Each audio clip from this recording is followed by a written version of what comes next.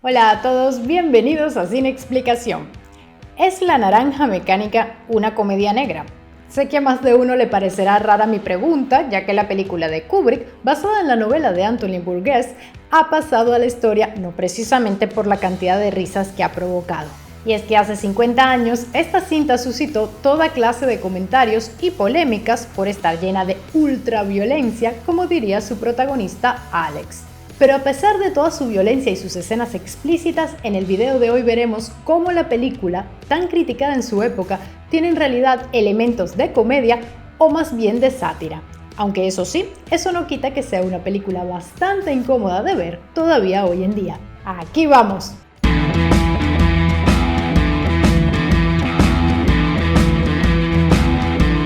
Alexander Delarge, interpretado por Malcolm McDowell, es un sociópata en toda regla. Vive en un mundo futurista y decadente en el que él y sus amigos realizan toda clase de crímenes por puro placer: golpear indigentes, participar en trifulcas violentas, violar mujeres, robar, mentir, y también asesinar. Empatizar con un personaje tan odioso es bastante difícil.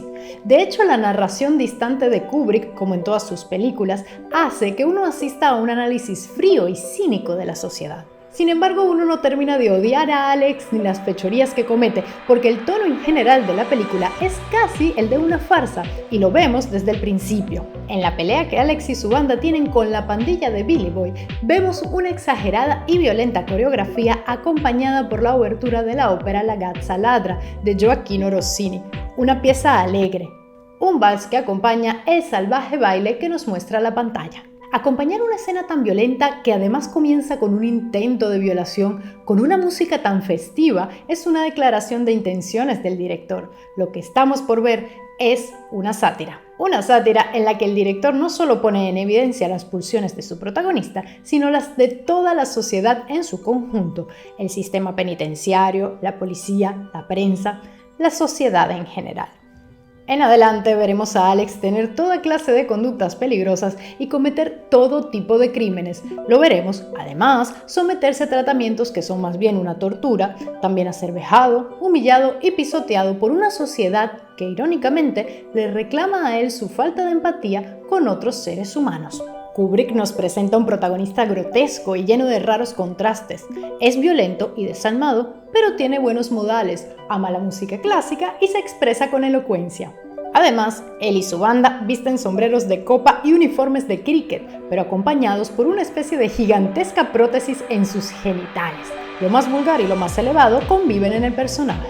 Pero no solo Alex presenta estos exagerados contrastes. En general, el tono de la película y las actitudes de los demás personajes presentan contradicciones similares. A lo largo de toda la historia, este juego de opuestos entre civilización y barbarie aparecen una y otra vez. Sirven para poner en evidencia no solo a Alex, sino también a su entorno. Las personas que pretenden querer guiarlo, luego castigarlo y luego reformarlo, quedan expuestas constantemente como hipócritas que, dadas las circunstancias adecuadas, no se comportan mucho mejor que él. Kubrick señala la torpeza total con la que la sociedad intenta lidiar con los criminales. En la historia, caricaturiza a todos los que se supone que deben ayudar a Alex, o que al menos deben prevenir que cometa crímenes. Todos tienen comportamientos raros, exagerados, totalmente fuera de lugar en las distintas situaciones que se presentan. La película se nos plantea como una rara fábula circular, en la que el protagonista, al principio un victimario, acaba siendo la víctima de sus propias víctimas hacia el final. Al comienzo está su familia. Sus padres son dos pusilánimes, incapaces de poner ningún límite a su hijo. Posteriormente le dan la espalda cuando éste intenta reinsertarse, mientras la madre entra en una crisis de llanto patético y el padre suelta toda clase de lugares comunes para deshacerse de él. Luego está el indigente al que Alex y sus amigos apalean al inicio de la historia sin ninguna razón.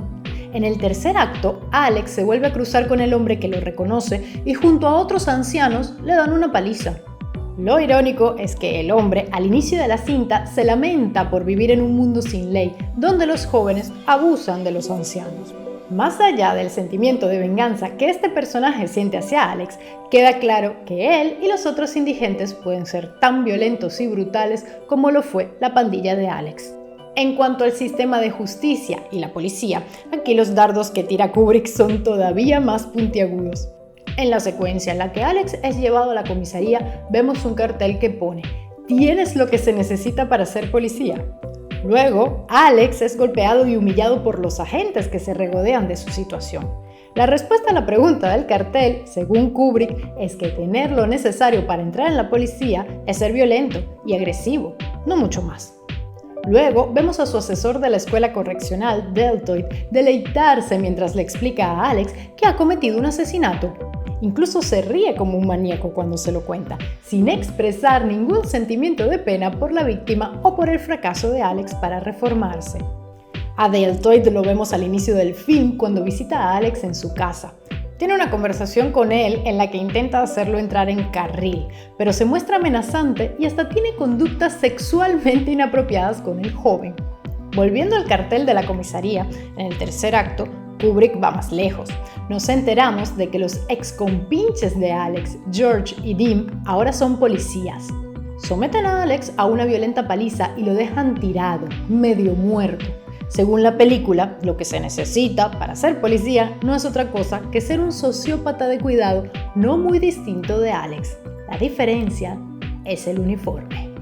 El jefe de los guardias de la cárcel es otro personaje bizarro, en el sentido anglosajón de la palabra. Se trata de una caricatura del típico maniático del orden y la disciplina. Lo vemos vociferar en voz militar en los momentos más inapropiados, incapaz de asumir otro rol que no sea el del jefe de una cárcel. Incluso se nos sugiere de forma muy sutil que es un homosexual reprimido, algo que para un personaje de su naturaleza sería vergonzoso. Luego tenemos al ministro de Interior, promotor del método Ludovico al que se somete Alex. Un personaje sin escrúpulos en busca de soluciones efectistas al problema del crimen, sin dar importancia a los dilemas éticos que se plantean. Cuando presenta los resultados del tratamiento, sube a Alex a un escenario en el que se le expone a toda clase de situaciones humillantes que le hacen padecer ataques de náusea. Como si fuera una obra de teatro grotesca, quienes participan en ella saludan, sonríen y hacen reverencias a los asistentes que aplauden. Kubrick aquí señala a toda la sociedad, que busca soluciones espectaculares y llamativas a problemas complejos. Al final de la cinta aparecerá en la habitación del hospital de Alex intentando en forma descarada ganar su simpatía para que el gobierno no pierda las elecciones. Es otra escena patética en la que Kubrick nos muestra al ministro haciendo toda clase de promesas a Alex e incluso dándole de comer, una metáfora de cómo se comportan los políticos con la población a la cual tratan en forma despreocupada y negligente hasta que llegan las elecciones. Por último, Kubrick también tira piedras no solo a quienes promueven mano dura y soluciones relámpago al problema del crimen, sino también a quienes hacen activismo del otro lado. El escritor, esposo de la mujer a la que Alex viola, acaba salvándolo al final de la película. Entusiasmado, quiere que Alex denuncie en la prensa el perverso tratamiento al que fue expuesto. Se muestra como un hombre generoso que se apiada de lo que ha tenido que vivir Alex. Esto, por supuesto, hasta que descubre quién es realmente. Kubrick vuelve a meter el dedo en la llaga. Los seres humanos somos bondadosos y comprensivos cuando el asunto no nos afecta directamente. Basta con que el escritor descubra quién es Alex para que él también se transforme en un monstruo que se deleita mientras su víctima es sometida a la peor tortura posible. Y mientras sus acompañantes permanecen impasibles ante los gritos desgarradores de Alex. Otra ironía de la historia es que al final el protagonista finalmente colapsa cuando es expuesto a lo que más amaba en el mundo, la música. Lo único que Alex tenía de civilizado y que lo unía de alguna manera al resto de las personas normales, aunque en esta película nadie es normal, fue usado en su contra para destruirlo. Antes, en la escena cumbre del tratamiento Ludovico, escucha horrorizado cómo usan la música de Beethoven para acompañar documentales sobre los nazis. Cuando pide, desesperado, que paren, los médicos se niegan y explican que es el componente de castigo del tratamiento. Estos dos momentos de la película están llenos de triste ironía. La Oda a la Alegría, el poema de Schiller que usó Beethoven en su novena, es un canto a la amistad y el amor, cuyo significado nunca encaja con lo que vemos en pantalla. Donde la música habla de fraternidad, la película nos muestra violencia y desprecio. Donde habla de alegría, la película nos muestra horror y sufrimiento. Al final, Alex vuelve a ser quien era, un sociópata, De hecho, lo que nos dice Kubrick es que la sociedad lo ha empujado de vuelta al punto de partida, pues no ha sabido responder al dilema que él representa. Alex simplemente encarna las contradicciones de una sociedad enferma y violenta que lucha constantemente por mantener sus pulsiones a raya y las esconde detrás de una máscara de cordialidad y civismo. Puede que todo lo dicho no suene mucho a comedia, es verdad. De hecho, como dije al comienzo, la película es más bien una sátira en la que se denuncian todas las situaciones que ya vimos, ridiculizando, caricaturizando y exagerando, pero sin llegar a entrar de lleno en el terreno del humor como lo hizo Kubrick en Doctor Strangelove. Gracias por acompañarnos en esta explicación de La Naranja Mecánica. Los invito a suscribirse y a activar la campanita. Y también a seguirnos por redes y a quedarse por más. ¡Chao!